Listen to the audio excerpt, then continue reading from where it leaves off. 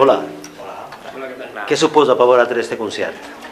Pues la verdad que este concierto, un día 29, al ser año bisiesto, aparte de ser único, pues la verdad que yo creo que es una de las mejores ocasiones que tenemos para exponer y mostrar al público pues todo lo que hemos aprendido, la verdad, con Óscar Martín y básicamente todos los cambios que hemos tenido de técnica y todo este aspecto. A nivel personal, un gran reto, porque la verdad es que en mi caso voy a hacer un concierto en plan clásico, como concierto como tal, no como audición, que mucho no lo recalca Óscar. Y para mí digamos que es un punto de inflexión para poder seguir aumentando. Yo pienso que es algo nuestro, algo que hemos creado desde las obras, decidido, el programa, todo, y como está tan trabajado, pues es una oportunidad para que la gente vea lo que en la aula sabemos hacer los percus. Bueno, pues yo pienso que es una gran experiencia para los cuatro y que seguramente sea muy difícil que se vuelva a repetir, los cuatro amigos, compañeros de aula en un mismo conservatorio y me parece una gran experiencia para nuestra carrera musical. Suerte, que os vaya bien. Muchas gracias.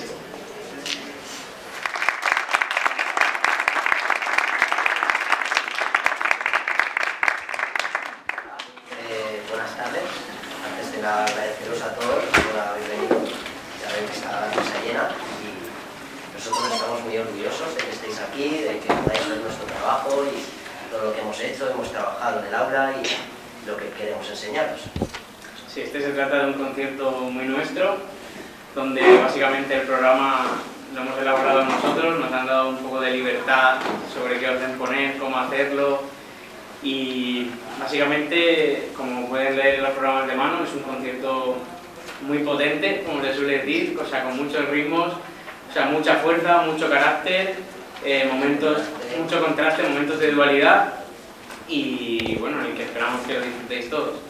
Sí que os pedimos que durante las interpretaciones de las obras de solistas, a poder ser, no aplaudan hasta el final de la última obra, ya que romperíamos un poco el carácter que queremos darle y la dirección de todo el concierto, ¿vale? Pues sin más dilación, Muchas gracias. muchas gracias.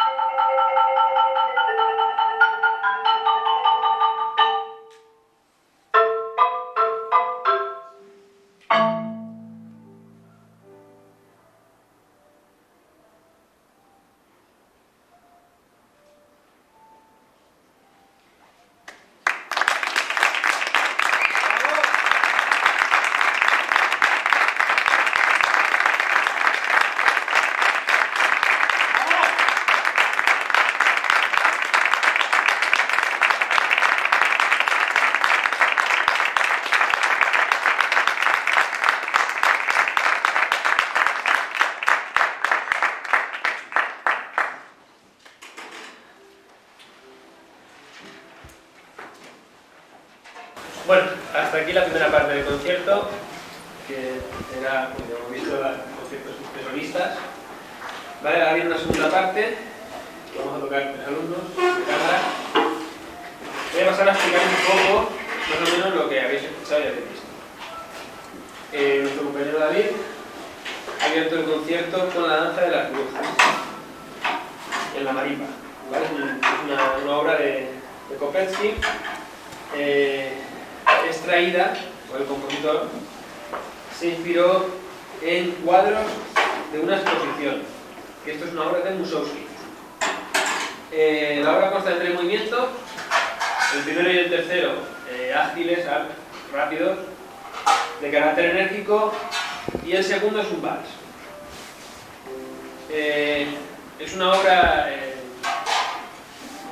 que yo también la he tocado y es muy, digamos que tiene como leitmotiv. Te puedes imaginar una historia que ocurre durante el transcurso de la obra, porque utiliza mucho cosas muy concretos que repite, los evoluciona, los modifica para la obra entera. La segunda obra que hemos visto. Bueno, la segunda obra que he interpretado es una obra de Michio Kitatsume, que la compuso en el año 1989 para un solo percusionista, al cual se le aporta una libertad excepcional, ya que la obra está basada en patrones, y esos patrones se pueden repetir, tienen unos números orientativos, pero no es necesario seguir dichos números. Le da un poco de libertad al intérprete.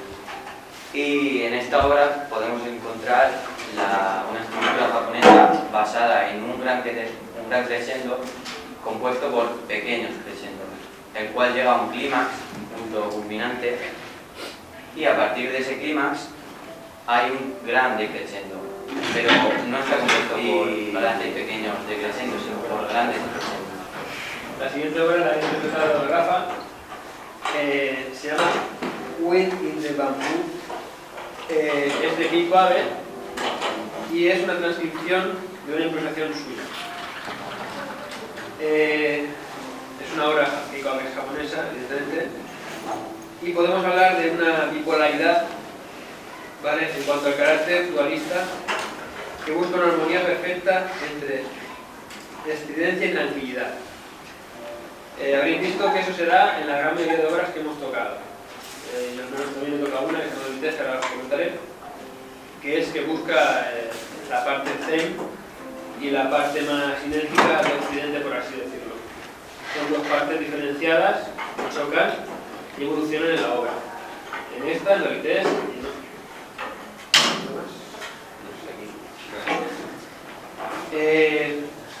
Digamos que en las obras se buscan conflictos, ¿vale?, entre, digamos, tranquilidad y energía o partes más enérgicas.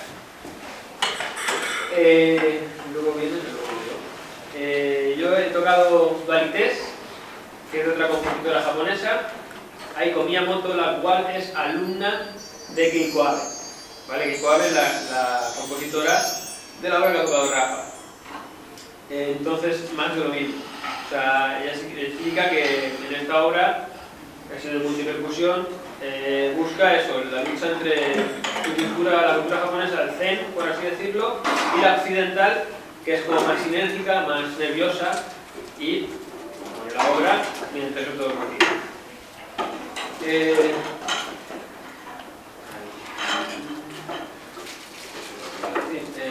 Decir de Aiko Miyamoto que sobre esta compositora fue una joven promesa, por así decirlo, porque ya a los 5 años tocaba piano y se iniciaba en la marimba.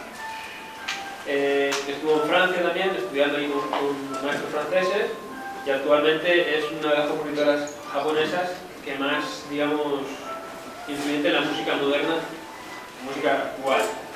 Y toca como solista en muchas orquestas y está trabajando en plantilla, por así decirlo, en la orquesta de I. Y no me queda nada más, porque la identidad